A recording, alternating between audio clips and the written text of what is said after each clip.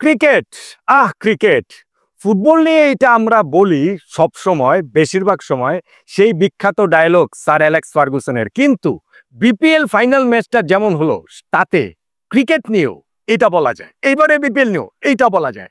Second qualifier ম্যাচটাতে Chittagong Kings যেভাবে জিতেছিল তাতে মনে হয়েছিল সেটাই আলটিমেট এক্সাইটমেন্ট, কিন্তু ফাইনালে এসে সেই চিটাগাং কিংসকে যেইভাবে হারিয়ে দিল ফরচুন বরিশাল, তাতে বোধ করি সেকেন্ড কোয়ালিফায়ারটাও পেছনে পড়ে গিয়েছে আপনি যদি অকেশনটা হিসাবে ধরেন। এবং তাতে করে ফরচুন বরিশাল রুদ্ধশ্বাস একটা 3 উইকেটের জয়ে টানা দ্বিতীয়বারের মতো বিপিএল এর শিরোপা জিতলো।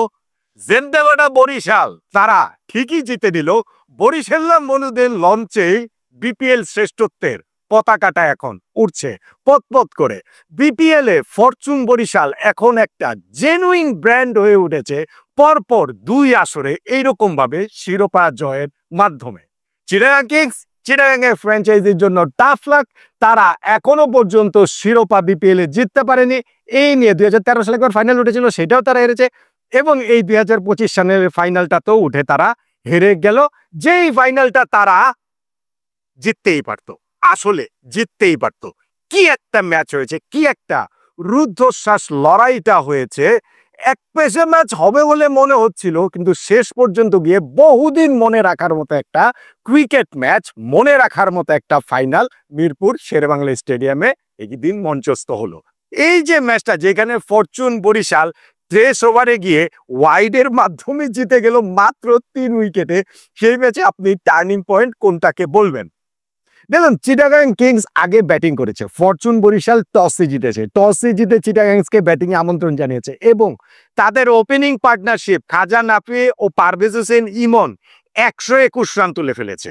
ভাই, একটা দল ফাইনালে টসে হেরে ব্যাটিং এ নেমে ওপেনিং পার্টনারশিপে যখন 121 রান তুলে ফেলে, তখন তো তারা এই ম্যাচটা ডিকটেট করছিল, সেটা আমরা বলতে পারি। কিন্তু একদম শেষে যদি গিয়ে তারা দেখেন, শেষ পর্যায়ে গিয়ে তাদের এমন একটা অবস্থা হয়েছিল যে ওই ম্যাচটা তাদের হাত থেকে ছিটকে বেরিয়ে গেল, কিন্তু ম্যাচটা তাদের পক্ষে আসলে আসতে পারত। আমি শুরুতে বললাম, তো আমি যদি শেষ থেকে আবার একটু শুরু করি, ম্যাচের শেষ পর্যায়ে গিয়ে বরিশালের শেষ 5 ওভারে 44 রান প্রয়োজন। ইনফ্যাক্ট ওই সময় যখন মুশফিকুর রহিম তার আগে যখন আউট হয়ে গেছিলেন, তখন 45 বলে 65 রান প্রয়োজন। কাইল মায়ার্স ছিলেন, এবং কাইল মায়ার্স এমন ধুমধুমার ব্যাটিং করছিলেন, মনে হচ্ছিল যে ঠিক আছে, রান হয়েছে, উৎসব হয়েছে, রান ফরা হয়েছে, কিন্তু বরিশাল এখানটাতে সহজেই জিতে যাবে। শেষ 5 ওভারে 44 রান প্রয়োজন। ওই ওভারটা থেকে 12টা রান আসলো, এবং এই ওভারে হচ্ছে গিয়ে 2টা ফরচুনেট বাউন্ডারি পেয়ে গেছেন কাইল মায়ার্স। একটা হচ্ছে গিয়ে শর্ট থার্ডম্যান ফিল্ডারের মাথার জাস্ট একটু উপর দিয়ে, এবং আরেকটা সৈয়দ খালেদ আহমেদের লগনে মিস ফিল্ডিং এর কারণে। ফলে এটা হয়ে গেল 4 ওভারে 32 প্রয়োজন, 3 ওভারে প্রয়োজন হচ্ছে গিয়ে 25। ওই সময় শরীফুল ইসলাম একটা লায়ন হার্টেড একটা ওভার তিনি করলেন, দুইটা উইকেট তুলে নিলেন, এবং সেই 2টা উইকেট কার? কাইল মায়ার্সের 28 বলে 46 রান করা, মাহমুদুল্লাহ রিয়াদের, যিনি হচ্ছে গিয়ে 11 বলে 7 রান করেছেন, দলকে হারানো বন্দোবস্ত করে ফেলেছিলেন, কিন্তু আউট আউট হয়ে গিয়েও সেটা করতে পারেননি। শেষ 2 ওভারে তাই তাদের প্রয়োজনীয়তা দাঁড়ায় 20 রান, এবং ওইখানটাতে যখন 9 বলে 17 রান প্রয়োজন, ওই মুহূর্তে রিশাদ হোসেন একটা হীরার মতো দামি, স্বর্ণর মতো দামি একটা ছক্কা মেরে দিলেন বিনুরা ফার্নান্ডোকে। ফলে মিনিং ইকুয়েশনটা অনেক একটু কাছাকাছি হয়ে গেল, যে 8 বলে 11 লাগে। ওই ছক্কাতে কিন্তু ম্যাচটা অনেকখানি তাদের দিকে ঘুরে গেল। আর পরের বলটাতে যখন 3 রান নিয়ে নিলেন, মিসফিল্ডিং এর কারণে লাস্ট রানটা হয়েছে, তখন হিসাবটা দাঁড়ালো হচ্ছে গিয়ে 7 বলে 8 রান প্রয়োজন। এই সময় মনে হচ্ছিল যে আচ্ছা ঠিক আছে, এখন তো তাহলে এত উত্তেজনা এসেছে, বরিশাল আসলে সহজেই জিতে যাচ্ছে। কিন্তু ওই ওভারে লাস্ট বলটাতে মোহাম্মদ নবী তিনি আউট হয়ে গেলেন। লাস্ট ওভারে প্রয়োজন পড়লো গিয়ে দাঁড়িয়ে ওইখানটাতে হচ্ছে গিয়ে 8 রান। আবার একটা এক্সাইটমেন্ট আসলো, কিন্তু ওই লাস্ট ওভারের শুরুতেও তালাতকে যখন রিশাদ হোসেন আরো একটা ছক্কা মেরে দিলেন, ব্যাস গেম ইজ ওভার। ফরচুন বরিশালের জয় নিশ্চিত হয়ে গেল। তারপরে তো হচ্ছে গিয়ে ওই 1 রান নিলেন, আর হচ্ছে গিয়ে ওয়াইডে একটা এক্সট্রা রান পেয়ে তাদের জয়টা নিশ্চিত হয়ে গেল।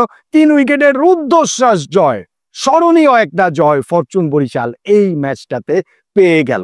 এখন এই অবস্থা পর্যন্ত যে গিয়েছে, 194 রান করেছিল চিটাগাং কিংস। আমি শুরুতে যেটা বলছিলাম, তারা ওপেনিং পার্টনারশিপে 121 রান করার পরে কি কারণে মাত্র 194 রান হবে, কি কারণে রানটা 220 হবে না?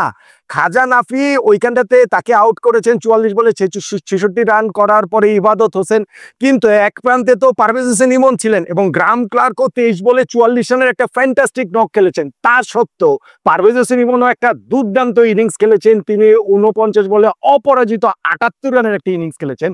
তবে এই চিটাগাং কিংসের ইনিংসের শেষ 4 ওভারটাতে তারা ঢুকেছিল 9 উইকেট হাতে নিয়ে, 163 এক উইকেটে ছিল 16 ওভার শেষে, অথচ শেষ 4 ওভারে তারা মাত্র 31 রান যোগ করতে পারে। অবশ্যই এই শেষ 4 ওভারে যে মাত্র 31 রান যোগ করতে পেরেছে এটা একটা টার্নিং পয়েন্টের দাবিদার আমার কাছে মনে হয়। এখন 194 এর জবাব দিতে নেমে ফরচুন বরিশাল 195 করতে হবে, তাদের একটা গুড স্টার্ট প্রয়োজন। তামিম ইকবাল কিন্তু সেই গুড স্টার্টটা তাদেরকে এনে দিয়েছেন এবং তিনি ফার্স্ট ওভারে 3টা 4 মারে, একদম প্রথম যে 4টা মেরেছেন ইনিংসের থার্ড বলটাতে কাভারের একটু উপর দিয়ে বলটা চলে যায়, আর একটু এদিক ওদিক হলে আউটও হয়ে যেতে পারতেন। আবার লাস্ট 2টা বলে ব্রিলিয়ান্ট 2টা 4 মেরেছেন। নেক্সট ওভারে তিনি 3টা 4 শরীফুলকে পরপর 3 বলে মেরেছেন, দারুণ। প্রথম মানে যে 6 ওভারে পাওয়ার প্লেতে বিনা উইকেটে 57 তারা তুলে ফেলে, 8 ওভারে বিনা উইকেটে 76 রানে তারা পৌঁছে যায় এবং ওই জায়গাটাতে তাদের প্রথমবারের মতো ম্যাচে কামব্যাকটা করান এই ইনিংসটাতে সেই শরীফুল ইসলাম। শরীফুল ওইখানটাতে 9th ওভারে এসে তামিম ইকবালকে আউট করেন, যিনি 29 বলে 54 রানের একটা ঝকঝকে ইনিংস খেলছেন, 9টা বাউন্ডারি, একটা ওভার বাউন্ডারিতে 180 প্লাস স্ট্রাইক রেটে, এবং এই ইনিংসটাই কিন্তু বরিশালের এই চেজে টোনটা সেট করে দিয়েছিল। তবে ওই ওভারেই তামিমকে আউট করার পাশাপাশি শরীফুল ইসলাম দাউদ মালানেরও ভীষণ গুরুত্বপূর্ণ উইকেটটি তুলে নিলেন। তার কিছুক্ষণ পরে যখন তাওহিদ হৃদয় 32 রান করা তামিমের ওপেনিং পার্টনার তাকে বিগ শট খেলতে গিয়ে তিনি বাউন্ডারি লাইনে ক্যাচ দিলেন নাইম হোসেনের বলে, এবং গিয়ে যখন হচ্ছে গিয়ে মুশফিকুর রহিম আউট হয়ে গেলেন আবারও আরো একটা বিগ শট খেলতে গেলে সেই নাইমের বলেই, তখন কিন্তু বরিশালের এই লঞ্চটা দোদুল্যমান হয়ে উঠেছিল। তারা কি আসলে মাঝ নদীতে ডুবে যাবে কিনা সেরকম একটা অবস্থা তৈরি হয়েছিল। দেন এগেইন কাইল মায়ার্স রয়েছেন। কাইল মায়ার্স গত বিপিএল ফাইনালেও একটা ম্যাচ উইনিং নক খেলেছিলেন এবং এই বিপিএল ফাইনালটা তো তার ব্যাটিংটা খুবই খুবই খুবই ক্রুশিয়াল হয়ে উঠলো, এবং তিনি যে ইনিংসটা খেললেন, তিনি যে এই বরিশালের লঞ্চটাকে স্টেডি করার পেছনে তার ওই ব্যাটিংটার গুরুত্বটা অপরিসীম। অবশ্যই তিনিও যখন হচ্ছে আমি বললাম যে এখানে অনেকগুলা লাখ বরিশালের পক্ষে আসছে, আমি বলছিলাম যখন 5 ওভারে 44 রান লাগে তখন 2টা ফরচুনেট বাউন্ডারি তারা পেয়ে গেছে। নেক্সট ওভারটাতে 3টা ফল শট হয়েছে, 3বার মাহমুদুল্লাহ রিয়াদ 2বার, কাইল মায়ার্স 1বার, তাদের 3টা ক্যাচ তুলে দিয়েছিলেন কিন্তু সেগুলো নো ম্যানস ল্যান্ডে পড়েছে। তারপরও বরিশালের বিপক্ষে চিটাগাং একটা হিরোইক কামব্যাক করেছিল সেই শরীফুলের নেতৃত্বে, আমি বলবো বোলিং নেতৃত্বে, যিনি তার ওই ওভারটাতে তামিম এবং দাউদ মালানকে আউট করেছিলেন। আবার এখানে এসে মায়ার্স আর মাহমুদুল্লাহকে আউট করে তিনি চিটাগাংকে ম্যাচে ফিরিয়েছিলেন প্রবল ভাবে, কিন্তু শেষ পর্যন্ত গিয়ে রিশাদ হোসেনের বীরত্বের কাছে আর পেরে ওঠেননি। টার্নিং পয়েন্টের হিসাব যদি তাহলে আপনি করেন, আমি বলবো একটা হচ্ছে চিটাগাং এর ইনিংসের শেষ 4 ওভারে তারা যে মাত্র 31 রান তুলতে পেরেছে, এটা একটা টার্নিং পয়েন্ট। আমি বলবো তামিম ইকবালের যে ইনিংসটা 29 বলে 54 রানের, এটা একটা টার্নিং পয়েন্ট। আমি বলবো কাইল মায়ার্সেরও ওভারঅল টোটাল ইনিংসটার কথা আসলে বলতে পারি যে ইনিংসের শেষ দিকে গিয়ে ওইটা আসলে ভীষণ ভীষণ প্রয়োজন ছিল, সেইটাও একটা টার্নিং পয়েন্টের দাবিদার।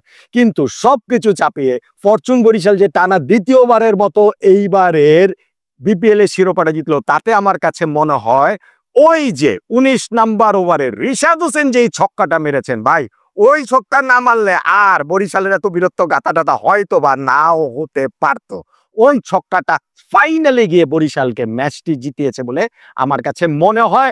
Very close to Tamim Iqbal's innings, very close to Chittagong এর ইনিংসের শেষ 4 ওভারে বরিশালের কামব্যাক, এগুলো ছাপিয়ে আমার কাছে মনে হয় যে শেষটাই তো আমরা বেশি করে মনে রাখি।